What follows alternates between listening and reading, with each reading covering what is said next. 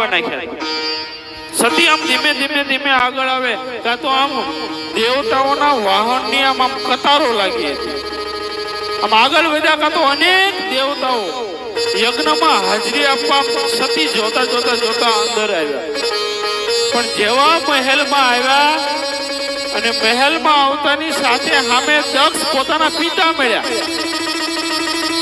પોતાના પિતા હોવા છતાં દક્ષે સતીના કુશળ પણ ન પૂછે, બોલાવ્યા જ નહીં. હામુકું ન ગમવું હોય એવું વર્તન કરીને દક્ષ આમ દૂર વહી ગયા. સતી ધીમે ધીમે અંદર ગયા, પોતાના બાપના ઘરે ગયા. પણ બીજી બહેનો આવી હતી, ઈ ખાલી હસી હસીને આગળ વહી ગયું. કારણ કે દક્ષ મહારાજે કીધું હતું કે સતી આવશે એની હારે કોઈએ બોલવા નથી, એનું અપમાન કરવા માટે થઈને તો મેં આ કર્યું છે.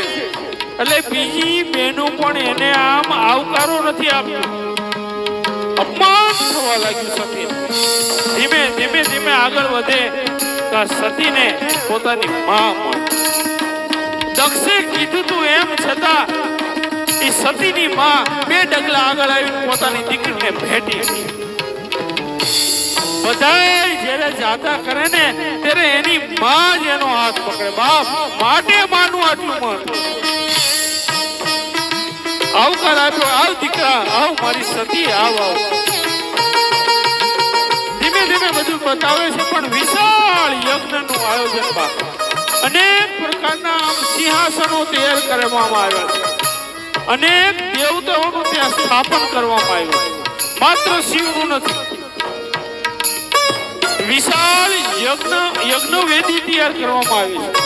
અનેક ઋષિઓ, ભૃગુ, આ બધા મહાન મહાન ઋષિઓ યજ્ઞની અંદર સ્વહા સ્વહા આહુતિઓ આપે. એક બાજુ દેવતાઓ, એક બાજુ ગ્રામજનોને સુંદર વિશાળ યજ્ઞ શરૂ છે.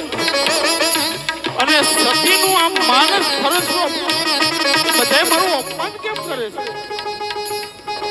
એ અપમાન સહન કરતી કરતી મારી માં સતી ધીમે ધીમે યજ્ઞશાળામાં પ્રવેશ.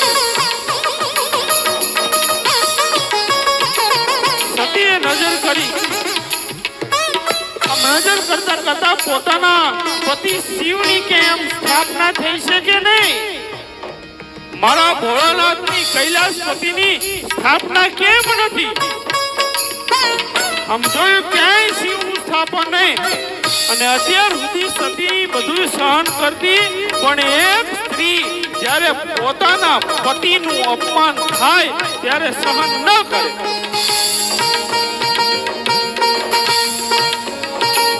અપમાનિત થયેલા સતી આમ ધ્રુજવા લાગ્યા. ધીમે ધીમે ક્રોધ આવવા લાગ્યો કે આ બધા દેવતાઓનું સ્થાપન અને મારા પતિનું સ્થાપન નહીં. ધીમે ધીમે ધીમે આગળ વધતી વધતી સતી આમ યજ્ઞ કુંડની નજીક આવે છે. એકદમ ક્રોધ કરતા બધા ઋષિઓની સામે આખી સભાને જોઈ અને સતી એકદમ ક્રોધ. જાણે મારી માં જગદંબા સતી હમણે આખા યજ્ઞશાળાને પી જાય. આમ વાળ બાળ છૂટા થઈ ગયા, શરીર આખું ધ્રુજે છે, આંખો એકદમ લાલ અને ધ્રુજતા શરીર સાથે માં સતી ધીમે ધીમે ધીમે યજ્ઞશાળાની નજીક આવી અને સભાની સામે જોઈ અને પડકાર કર્યો. સભાસદો, હે ઋષિઓ, તમે બધા કાન ખોલીને સાંભળી લો. જેણે જેણે આ યજ્ઞમાં મારા પતિ શિવનું અપમાન કર્યું છે, જેણે જેણે મારા શિવનું અહીંયા સ્થાપન નથી કર્યું, એ મારો બાપ દક્ષ તો મંદ બુદ્ધિનો છે. સતી બોલ્યા. એને તો ખબર નથી, પણ હે મુનિવરો, તમને નથી ખબર કે આ શિવનું સ્થાપન હોવું જોઈએ? કેમ શિવનું સ્થાપન? અતિશય ક્રોધમાં આગળ આવતા આવતા માં સતી ક્રોધ કરીને બોલ્યા કે હે ઋષિઓ, હે દેવતાઓ, તમે જેવું જેવું કર્મ કર્યું છે ને તત્કાળ તમને એનું ફળ મળશે. અને હું તમને કહી દઉં કે હું આ દક્ષના સુખથી હું બની છું. આ મારો દેહ દક્ષને આભારી છે, માટે હમણાં જ મારા દેહને આ યોગ અગ્નિમાં ભસ્મ કરીશ. મારા પતિ શિવનું આવું અપમાન કરી રહ્યા છે. અને સતી આગળ આવી પોતાના પતિ શિવને યાદ કર્યા, હરિને યાદ કરી અને બોલતા ગયા કે હે હરિ, મને મારો આગલો જન્મ પણ મને એવો આપજે કે હું શિવની પત્ની થાઉં. એમ કહેતા એ મારી માં સતી યજ્ઞકુંડમાં હોમાયા અને ચારે બાજુ હાહાકાર.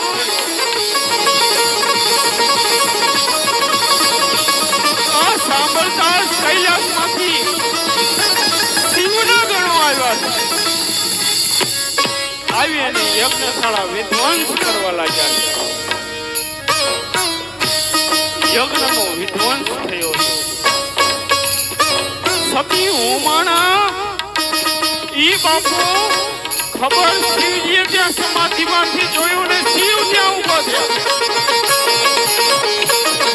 અને શિવ, કારણ કે સતી એને ખૂબ પ્રિય હતા, શિવ ઉભા થયા અને એકદમ ક્રોધ કરતા શિવ આવી અને યજ્ઞશાળામાંથી ઈ સતીનો જે દેહ હડકતો ઈ દેહને ઉપાડીને પોતાના ખંભે નાખ્યો.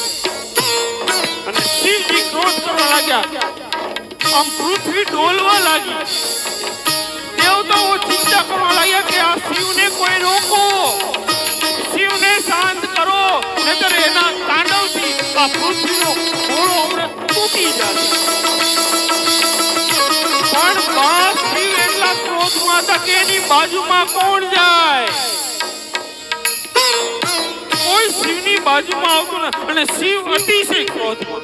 બધા દેવતાઓ વિષ્ણુ પાસે ગયા કે ભગવાન કંઈક કરો.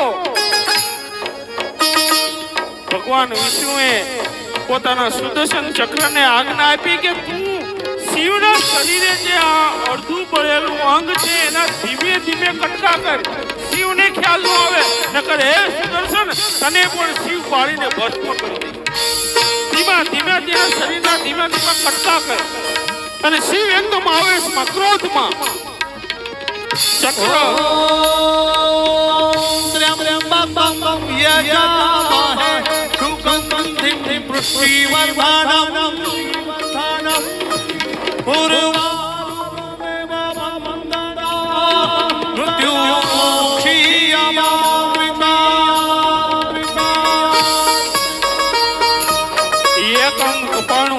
આકાશ માર્ગે પૃથ્વી તરફ આવ્યું.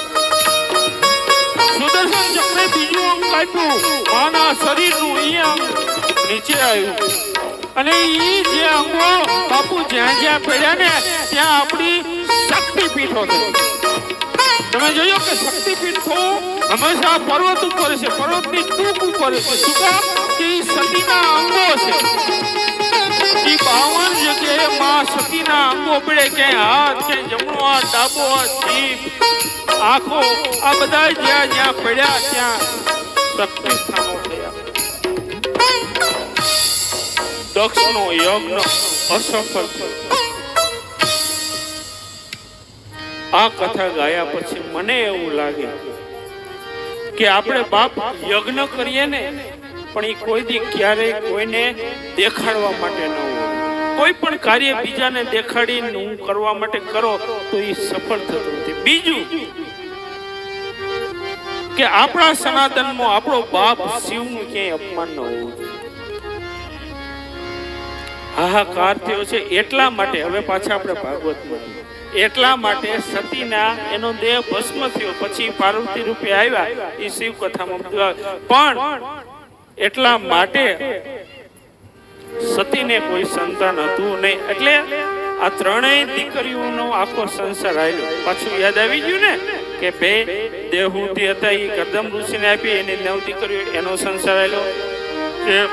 બીજી દીકરી હતી એને પુત્રિકા ધર્મથી આપી, અને જે આ ત્રીજી દીકરી હતી એને જે 16 દીકરીઓ થયું એમાંથી એક સતી એમને આપ્યા હતા, એના લીધે એને કોઈ સંતાન હતું નહીં.